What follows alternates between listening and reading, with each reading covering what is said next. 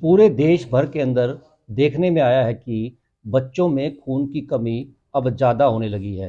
हालांकि पहले जब दूध दही का खाना मेरा हरियाणा कहा जाता था प्रदेश के अंदर, लेकिन फिर भी अब फिलहाल जिस प्रकार की स्थिति है, जिस प्रकार से डॉक्टरों ने बताया है कि 80% तक के बच्चे ऐसे आने लगे हैं जिनके अंदर खून की कमी है। आपको दिखाना चाहूँगा सबसे पहले मैं ये बैनर, इस प्रकार से आज जो है वर्ल्ड एनीमिया अवेयरनेस डे भी है और आईएपी हरियाणा जो है आज यहाँ पर प्रेस कॉन्फ्रेंस कर रही है, जानकारी दे रही है ताकि बच्चों में खून की कमी जो है वो ना रहे। हमारे साथ डॉक्टर राज मेहता है, पहले हम उनसे बात करेंगे। सर क्या कहेंगे, जो खून की कमी है वो आखिरकार क्यों हो रही है सर? जी। खून की कमी के जो मुख्य कारण हैं वो अलग-अलग जो आयु ग्रुप है, एज ग्रुप है उनमें हैं अलग-अलग। जैसे जो छोटे बच्चे हैं, जैसे 1 या 2 साल तक के, उनमें आम तौर पे दूध पे ज़्यादा डिपेंडेंट रहना खून की कमी का सबसे बड़ा कारण है। जो बड़े बच्चे हैं जैसे 3 साल, 5 साल 7-8 साल तक के बच्चे, उनमें आम तौर पे जो खुराक है हमारी, उनमें आम तौर पे जो खुराक है हमारी वो आयरन डेफिशिएंट हो गई है। यानी कि जो हरी सब्जियाँ हैं, दालें हैं, उनका इस्तेमाल कम हो रहा है। जबकि जो हमारी बाकी चीज़ें हैं जैसे जंक फूड है, फास्ट फूड है, मैदा है, इनका इस्तेमाल बढ़ता जा रहा है। इस कारण से ऐसा देखा गया है कि उनमें खून की कमी मिल रही है। इसके अलावा जो पेट में पाए जाने वाले कीड़े हैं, उनके कारण भी खून कम हो सकता है। जो बड़े बच्चे हैं जैसे कि 15-18 साल तक के, उनमें कई बार जो माहवारी से जुड़े कारण हैं वो भी खून की कमी के कारण हो सकते हैं। सर खून की अगर कमी होती है किसी बच्चे को, तो ऐसी अवस्था में क्या करना चाहिए ताकि जो खून की कमी है उसको दूर किया जा सके? और जिस प्रकार से एक रिपोर्ट जो है अभी आप बता रहे थे कि 80% तक के जो बच्चे हैं उनमें खून की कमी आने लगी है। पहले क्या रेशो था और अब कितना रेशो जो है वो बढ़ गया है सर? जी। खून की कमी देखिए, जो प्रमुख कारण है वो तो डाइटरी ही है। अभी हम जो एनएफएचए सर्वे की जिसकी आपने बात की, नेशनल फैमिली हेल्थ सर्वे है, उसमें पाया गया कि ऑलमोस्ट 75 से 78% तक बच्चे जो हैं, यानी कि हर 4 में से 3 बच्चे जो हैं वो खून की कमी के शिकार हैं। ऐसे में यदि समय पे ध्यान नहीं दिया जाएगा तो उनके अंदर विभिन्न प्रकार की रोग प्रतिरोधक क्षमता की कमी, जल्दी थकना, खून की कमी के कारण चिड़चिड़ापन होना, भूख मर जाना, ये सब लक्षण पाए जाते हैं। बड़े बच्चों में यहाँ तक कि जैसे लड़कियां हैं जो किशोर अवस्था की, उनमें माहवारी से जुड़ी समस्याएं, या जो गर्भवती महिलाएं हैं उनमें खून की कमी होने से उनके बच्चे कमज़ोर होना और आगे चल के उनमें भी खून की कमी होना, ऐसा पाया जाता है। इनफैक्ट ये एक विशेष साइकिल बोलते हैं कि जो गर्भवती महिला है आज की डेट में, यदि वह कमज़ोर है, उसमें खून की कमी है, तो वो जिस प्रकार के बच्चों को जन्म देगी उनमें भी खून की कमी मिलेगी। और ये बच्चे जब आगे चल के बड़े होंगे तो इनमें भी फिर खून की कमी मिलेगी, तो अगली जनरेशन भी जो है वो कमज़ोर मिलेगी। अब हमारे साथ डॉक्टर एन के गर्ग भी हैं, हम इनसे भी बात करेंगे, इनसे भी पूछेंगे कि आखिरकार क्या जिस जो है अवेयरनेस किस प्रकार की जाएगी, किस प्रकार से ये जो इनके पास ओपीडी के अंदर मरीज आते हैं या फिर गांव-गांव में जाकर के किस प्रकार से लोगों को अवेयर करेंगे? जी सर, आप क्या कहेंगे आप?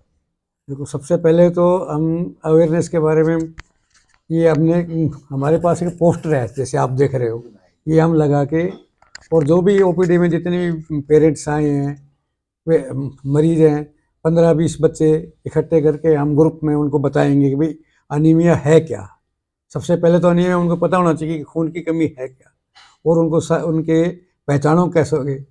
जैसे बच्चे कमजोरी आ गई, बच्चे को चला फिरा नहीं जाएगा, सुस्त हो जाता है बच्चा, बिल्कुल इरिटेबल हो जाएगा बच्चा, बाहर चिड़चिड़ा, जिसे इरिटेबल बोलते हैं, चिड़चिड़ा, तो ये हम उनको बताएंगे भाई ये तो तुम्हारे साइन सिम्टम। उसको रोकने के लिए मैं तो ज़्यादातर ये बताता हूँ कि जो हमारे फूड जो हम अपने घर में बनाते हैं उसी को मॉडिफाइड हम कर दिया जाए तो बच्चे के अनीमिया को हम ठीक कर सकते हैं। जैसे उनको हरी सब्जी के बारे में बताएंगे। हरी सब्जी अब गर्मियों में भी मिल सकती है, सर्दियों में भी होती है, और बरसात के दिनों में मिल जाती है। सर्दियों में जैसे अब गाँव के अंदर या यहाँ शहर में बथुआ होता है, बथुए की भुजी बना सकते हैं, मूली की भुजी बना सकते हैं, आलू के पत्तों की भुजी बना के दे सकते हैं। उनको दाल में पालक डाल के पालक का सब्जी बना के दे दो।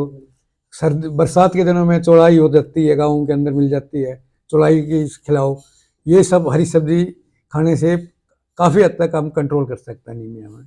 दूसरा हम चाहते हैं कि भाई ये गुड़ खाएं, सब अपने डाइट में बच्चों को गुड़ भी जरूर दें। तीसरा, जैसे चने होते हैं उनको भून के भी खा सकते हैं, जो भट्टी में होते हैं ना, भोगड़े बोलते हैं जिससे, जी, जी, जी। या फिर उनकी सब्जी बना के खा सकते हैं। चने भी भरपूर सोर्स होता है, या अंकुरित बीज जैसे चने का है, मूंग का है, मोठ का है, ये आयरन भी देगा, साथ साथ प्रोटीन भी देगा ये। बिल्कुल, जिस प्रकार से डॉक्टर साहब ने बताया, उसी प्रकार से अब डॉक्टर भूपेंद्र भारद्वाज जी हमारे साथ हैं, हम इनसे भी बात कर लेते हैं, इनसे भी पूछ लेते हैं। सर, जिस प्रकार से खान-पान की बात की जाए, तो खान-पान में कितना सुधार जो है वो करना चाहिए, ताकि जो जिस प्रकार से आपने थोड़ी देर पहले भी बताया था कि जो खाना आज के समय में है, वो पेट में कीड़े जो हैं, वो हो जाते हैं, जिसकी वजह से दिक्कतें आती हैं। हमारे यहाँ हम देखते हैं कि रोड साइड पे रेहड़ियाँ खड़ी होती हैं जो कि खाना फल सब्जियाँ बेचती हैं, कटे हुए फल बेचती हैं, सब तरह का खाना, पका हुआ खाना भी है। तो उसमें सारे सड़क की धूल मिट्टी सब चीज़ें गंदगी आकर के गिरती है, कोई ढका हुआ खाना नहीं होता, उससे पेट में कीड़े होने का ज़्यादा डर रहता है। गांव में जागरूकता नहीं है कि लैट्रिन जाने के बाद साबुन से हाथ धोने चाहिए। ज़्यादातर लोग सादे पानी से या राख मिट्टी से हाथ धोते हैं, तो उससे जो हमारी टट्टी में मान लीजिए कोई किसी तरह के कीड़े निकल रहे हैं तो वो मरते नहीं हैं जब तक कि हम साबुन से हाथ नहीं धोएंगे। तो ये बहुत ज़रूरी है कि लैट्रिन जाने के बाद साबुन से हाथ धोए जाएं। खाना खाने से पहले हाथ धोएं, फल वगैरह जो खाएं उनको अच्छी तरह से धो के खाएं। तो सफाई बहुत ज़रूरी है, नहीं तो पेट में कीड़े होने की वजह से खून की कमी होनी शुरू हो जाती है।